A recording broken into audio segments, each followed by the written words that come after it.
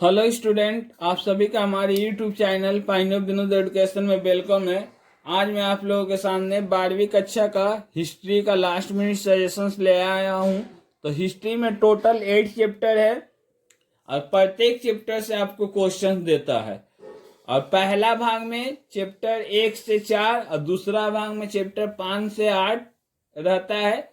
प्रत्येक खंड से यानी 1 से 4 चैप्टर के बीच में आपको 2 क्वेश्चंस करना अनिवार्य है और 5 से 8 चैप्टर के बीच में 2 क्वेश्चंस करना अनिवार्य है। एक क्वेश्चंस आप जहां से भी कर सकते हैं अपने इच्छा अनुसार। तो पहला चैप्टर से आपको पढ़ना है संग्रहालय म्यूजियम, जो कि हिस्ट्री में 100% चांस है कि मिल जाएगा। इसमें क्या क्या पढ़िएगा? संग्रहालय किसे कहते हैं, रोल ऑफ म्यूजियम, संग्रहालय का क्या योगदान है इतिहास जानने में, और डिफरेंट टाइप ऑफ म्यूजियम, संग्रहालय के विभिन्न प्रकार। इसके साथ चैप्टर 2 से जो दूसरा मोस्ट इंपॉर्टेंट क्वेश्चन है, आधुनिक इतिहास लेखन की विधि, modern method of modern history writing, और 2 कला संग्रहालय का नाम, नेम ऑफ 2 आर्ट म्यूजियम। ये 2 क्वेश्चंस में से अधिक चांस है कि आपको मिल जाना चाहिए। इसके अलावा कोई करना चाहता है तो संस्मरण और स्मृति कथा किसे कहते हैं, जिसको इंग्लिश में मेमोरी कहते हैं, और इतिहास को जानने में इसका क्या योगदान है। मिथ एंड लेजेंड दे दिया है, कम चांस है। मेरे कोई रिस्क फ्री होना चाहता है तो कर सकता है। मिथ और लेजेंड्स का भी क्या, इतिहास जानने में क्या योगदान है। इसके अलावा इस चैप्टर में ओरल हिस्ट्री भी है, जो कि कभी पूछा नहीं है, फॉल्स टेल्स भी है। मैं इस चैप्टर से आपको 2 क्वेश्चन सजेस्ट करूंगा, संग्रहालय म्यूजियम और आधुनिक इतिहास लेखन की विधि, method of modern history writing. इसका आंसर आपको सजेशंस में नहीं होगा, आधुनिक इतिहास लेखन की विधि और 2 कला संग्रहालय का नाम। उसके बाद मैं आ रहा हूं चैप्टर 2 में। चैप्टर 2 में आपको साम्राज्यवाद संबंधी ऑप्शन लेनिन के सिद्धांत और जातिगत नस्लीय प्रश्न तथा औपनिवेशिक समाज पर प्रभाव, racial impact of colonial society. ये क्वेश्चन आप लोग ठीक से देखिएगा, क्योंकि एग्जाम में क्वेश्चन घुमा देता है तो बहुत से स्टूडेंट कमेंट करते हैं कि आया नहीं है। तो चैप्टर 2 से ये दोनों क्वेश्चन ज्यादा इंपॉर्टेंट है। उसके अलावा साम्राज्यवाद किसे कहते हैं, साम्राज्यवाद के उत्थान और उसका क्या प्रभाव पड़ा था, साम्राज्यवाद और उपनिवेशवाद के बीच में संबंध, relation between imperialism and colonialism, उपनिवेशवाद किसे कहते हैं और उपनिवेशवाद की राजनीतिक अवधारणा। इतना क्वेश्चन कर लीजिएगा तो चैप्टर 2 से आप जरूरी एग्जाम में एक क्वेश्चन लिख कर आइएगा। यदि कोई 2 क्वेश्चन के साथ जानना चाहता है तो साम्राज्यवाद संबंधी ऑप्शन लेनिन के सिद्धांत और जातीयगत नस्लीय प्रश्न देख सकता है। चैप्टर 3 से आपको कैंटन व्यापार या वाणिज्य ज्यादा इंपॉर्टेंट है, रेल मार्ग की स्थापना के उद्देश्य एवं प्रभाव, ये 2 क्वेश्चन ज्यादा इंपॉर्टेंट है। भारत में अनौद्योगिकरण के कारण एवं प्रभाव, भारत में ब्रिटिश ईस्ट इंडिया कंपनी के भूमि राजस्व या चिरस्थायी बंदोबस्त, भारत और चीन में औपनिवेशिक शक्तियों की तुलना। तो ज्यादा इंपॉर्टेंट ये दोनों है, कैंटन वाणिज्य और व्यापार और रेल मार्ग की स्थापना के उद्देश्य एवं प्रभाव। अभी तक मैं जो भी हिंदी में बोला हूं, एडुकेशन और इकोनॉमिक्स में सेम वही क्वेश्चंस आया था। मैं उम्मीद कर रहा हूं कि आपको हिस्ट्री में भी, ईवीएस का मैं अभी पेपर देखा नहीं हूं, हिस्ट्री में भी मैं उम्मीद कर रहा हूं कि आपको सेम क्वेश्चन मिल जाएगा। देखिए चैप्टर 4 से एग्जाम में आप लोग नोटिस किए होंगे तो वेस्ट बंगाल बोर्ड में चाहे 10वीं कक्षा हो चाहे 12वीं कक्षा हो, ऐसा कोई साल नहीं है अभी तक कि आपको कोई बंगाली महापुरुष पर नहीं दिया हो। तो पिछले साल आपको राजा राम मोहन राय और नेताजी सुभाष चंद्र बोस दोनों आ गया है। तो जो स्टूडेंट अभी तक कुछ नहीं पढ़े तो सबसे पहले वो ईश्वर चंद्र विद्यासागर जी को पढ़ लीजिए। बहुत चांस है कि ईश्वर चंद्र विद्यासागर आपको एग्जाम में देखने को मिले। 10वीं कक्षा में भी आप देख सकते ईश्वर चंद्र विद्यासागर दिया था।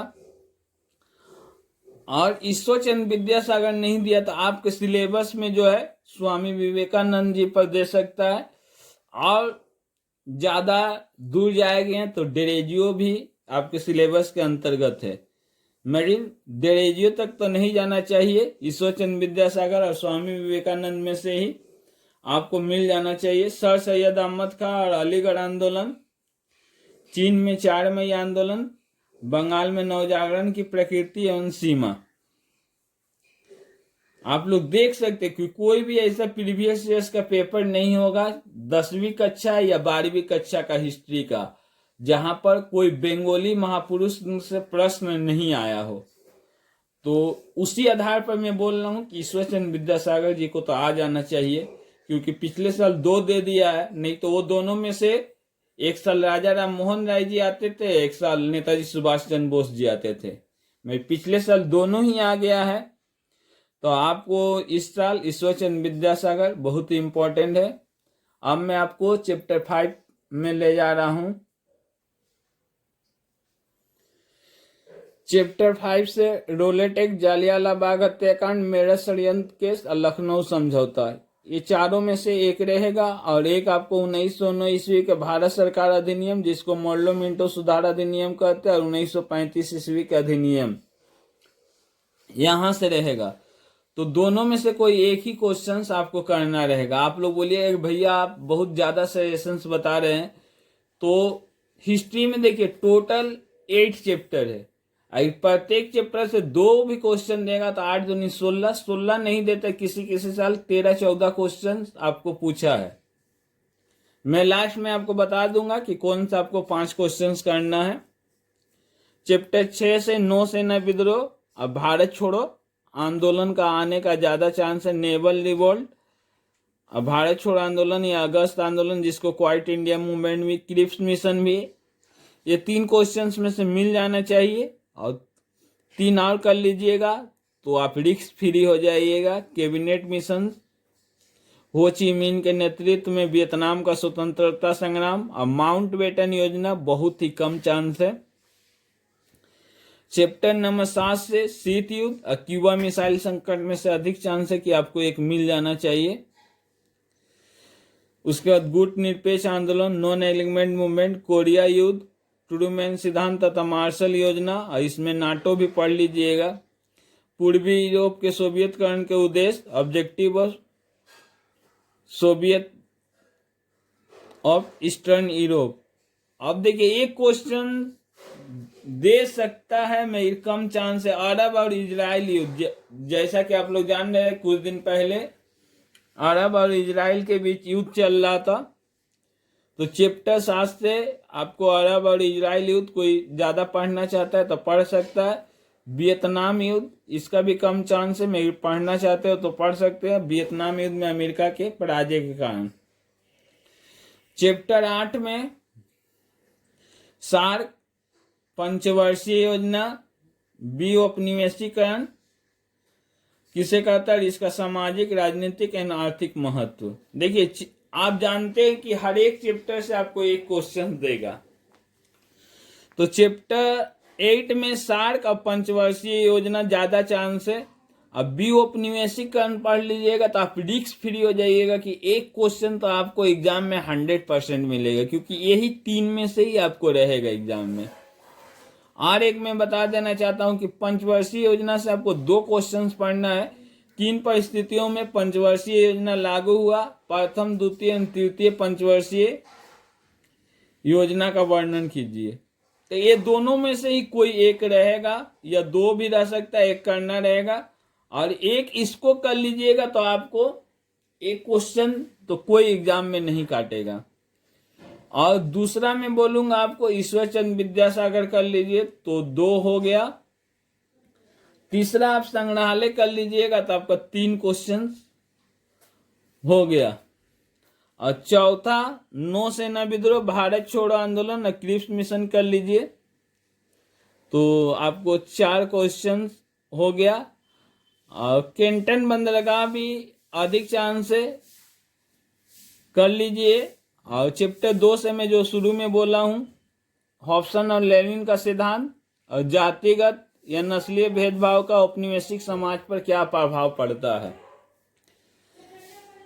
अब देखिए, जो तेज स्टूडेंट है वे क्या करेंगे, जो तेज स्टूडेंट है वो कोई 5 चैप्टर अच्छा से कर ले, रिस्क नहीं रहेगा। ऐसे हर एक चैप्टर का जो शुरू का 2 क्वेश्चंस लिखा हुआ है वो एग्जाम में आने को आपको ज्यादा चांस है।